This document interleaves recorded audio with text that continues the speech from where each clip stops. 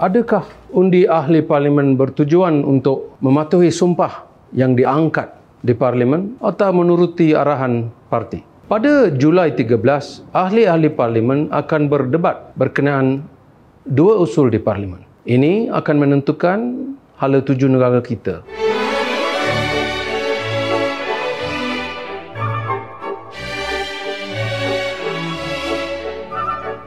Selamat sejahtera tuan-tuan dan puan-puan. Nama saya ialah GK Ganesan dan ini adalah GK TV. Sebagai permulaan, perbincangan kita pada hari ini mengenai dua usul yang akan dibentangkan di parlimen, iaitu Dewan Rakyat.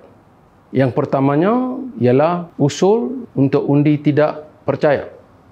Keduanya ialah pemecatan speaker yang sedia ada. Sekiranya usul yang kedua untuk menggantikan speaker berjaya, maka ia adalah di bawah kuasa speaker baru, iaitu untuk menolak pembentangan undi tidak percaya di Dewan Rakyat. Persoalannya adalah usul yang manakah yang akan didengar dahulu. Jadi speakerlah yang akan menentukan perkara ini, kerana hanya beliaulah yang berkuasa untuk membuat sedemikian.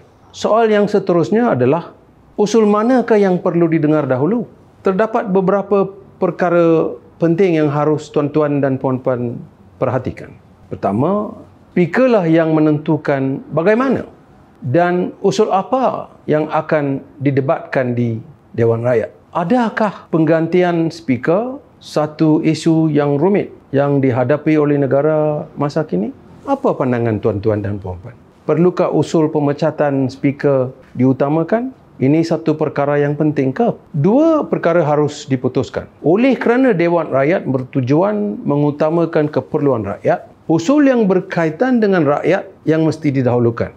Usul yang dikemudiankan memberi gambaran bahawa Perdana Menteri yang amat berhormat Tan Sri Muhyiddin Yassin dan barisan kabinet beliau tidak mempunyai majoriti di parlimen. Sejak beliau dilantik sebagai Perdana Menteri, kekebalan beliau belum diuji dan perdebatan sidang parlimen mengenainya belum diadakan sejak Mac dan Jun 2020. Sudah dua kali ujian kekebalan beliau belum dapat diuji dan telah diketepikan oleh pihak berkuasa. Bukankah isu berkenaan barisan manakah yang harus menerajui kerajaan negara kita terjumlah kepada kepentingan nasional? Yang kedua, satu usul yang dikemukakan dahulu perlu didahulukan dan yang kemudian perlu dikemudiankan.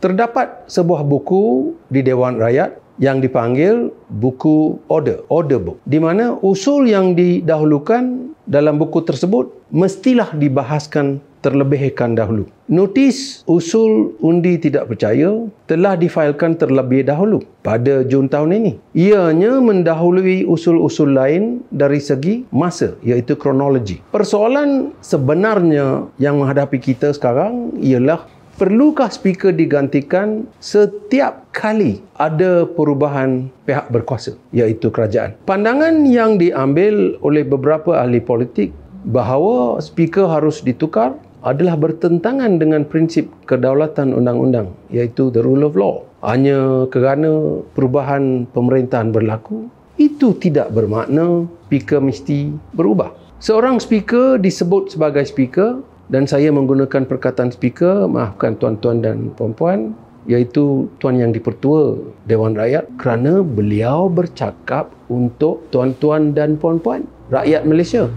Yang dipertua speaker adalah wakil rakyat. Seseorang speaker mestilah sentiasa bebas dan berkecuali, dalam bahasa Inggerisnya independent. Beliau tidaklah boleh menjadi orang suruhan atau ejen atau wakil kerajaan. Itu tak patut. Itu salah dari segi undang-undang. Sekiranya tuan yang dipertua menjadi ejen atau orang suruhan kerajaan, kita sebagai rakyat akan kehilangan suara rakyat. Itu pun di tempat yang seharusnya dihaskan untuk perbahasan perkara-perkara yang ada unsur kepentingan rakyat, iaitu di Dewan Rakyat. Itulah namanya Dewan, Dewan Rakyat. Untuk siapa? Untuk rakyat.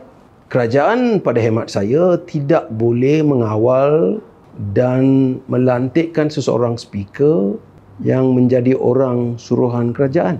Sekiranya ini berlaku, ini akan menimbulkan tomahan-tomahan seperti barisan politik yang menerajui kerajaan akan mampu menggunakan speaker pilihannya, iaitu orang suruhannya, untuk menyekat usul yang tidak menguntungkannya. Sebagai contoh, jika terdapat pilihan untuk sebarang permintaan undi tidak percaya pada masa hadapan, ianya boleh disekat oleh speaker baru. Ada kemungkinanlah. Itu bukan sesuatu yang wajar. Anda setuju kan?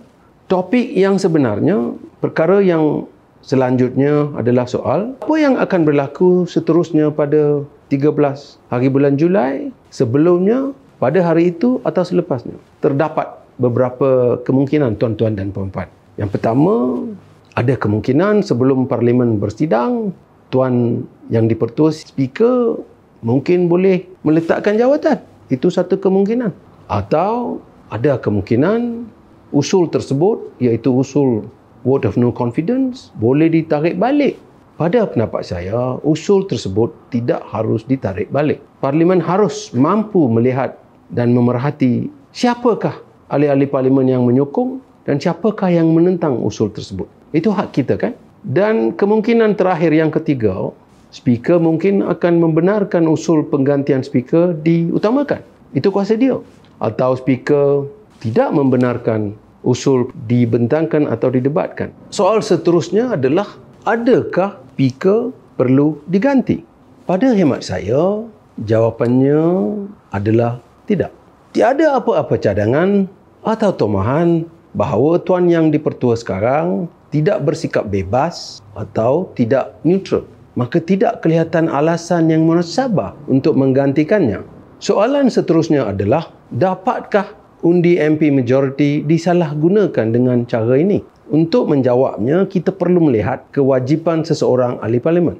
Jadi soal yang seterusnya adalah, kepada siapakah seseorang MP bertanggungjawab? Apabila seseorang MP mengangkat sumpah, ianya mengangkat sumpah di bawah perkara 59 jadual 6 Perlembagaan Persekutuan. Setiap MP bersumpah untuk melakukan dua perkara. Yang pertama, beliau bersumpah bahawa beliau akan menumpahkan taat setia yang sebenar kepada Malaysia. Apa maksudnya? Beliau bersumpah atas hati nuraninya untuk melindungi kepentingan negara. Jadi, mengikut sumpah, beliau harus melindungi rakyat. Beliau harus menjaga aset-aset negara.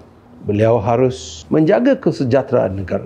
Beliau harus mementingkan rakyat. Sekiranya seseorang MP melakukan sebaliknya, maka beliau melanggar tugasnya, bukan?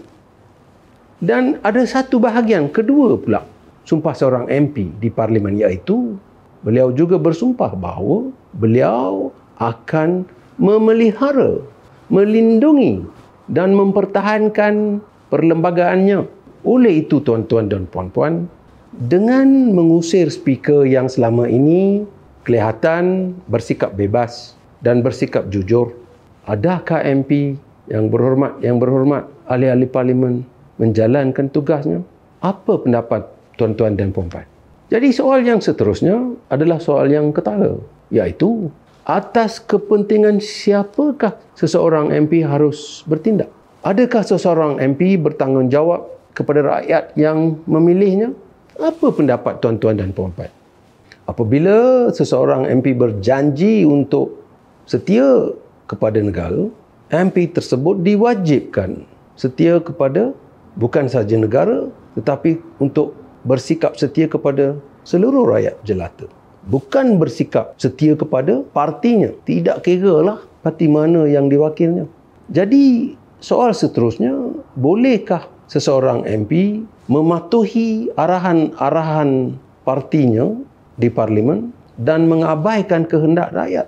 Yang pertama, tidak ada apa-apa di dalam perlembagaan yang membenarkan seseorang MP mengundi mengikut kehendak partinya. Sekiranya beliau bertindak sedemikian, maka beliau melanggar perlembagaan. Beliau melanggar kewajipan fidusiari kepada negara. Atas perkara ini, saya telah membuat satu video yang mana linknya adalah di bawah. Juga jika beliau berbuat demikian, beliau bertindak di luar sumpahnya. Jadi, kita harus tanyakan diri sendiri, mengapakah kita perlukan sikap bebas dan neutral di Parlimen? Mengapakah perkara itu penting?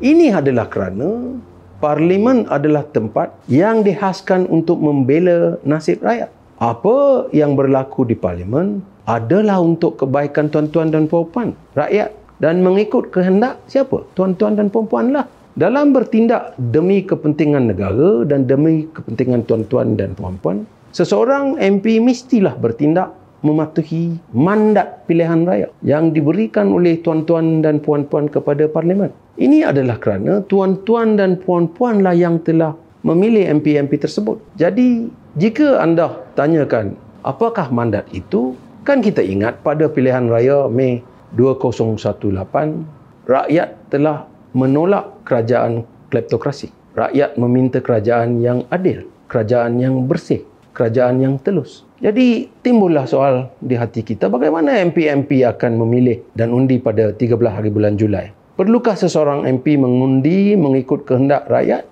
atau mengikut partinya? MP-MP harus bertanggungjawab kepada rakyat, bukan kepada parti masing-masing. Sekiranya seseorang MP mengundi mengikut kehendak partinya atau beliau memilih mana-mana perkara untuk kepentingan diri sendiri, untuk kedudukan dalam kabinet atau untuk ganjaran kewangan yang Tun Mahathir kata sweetness Parlimen akan segera dipenuhi dengan MP-MP yang mementingkan diri sendiri. Parlimen akan dipenuhi oleh MP-MP yang tidak berminat dengan negara. Parlimen akan dipenuhi dengan MP-MP yang tidak percaya atau tidak mengamalkan prinsip-prinsip Pancasila Rukun Negara. Ini akan menimbulkan ketidakstabilan politik dan ia akan membawa kesan yang buruk untuk semua orang, sama ada dalam jangka pendek atau jangka panjang. Umpamanya seperti kehidupan cucu-cucu tuan-tuan dan puan-puan. Cuba fikir-fikirkanlah soal yang akhirnya adalah apa yang akan dilakukan oleh yang berhormat MP-MP ini. Tuan-tuan dan puan-puan, selamat sejahtera. Terima kasih. Sekiranya anda mendapati video ini menarik, tekan butang like, dan jika anda ingin menerima video serupa, sila tekan melanggan atau subscribe dan tekan butang loceng itu. Minta izin tuan-tuan dan puan-puan.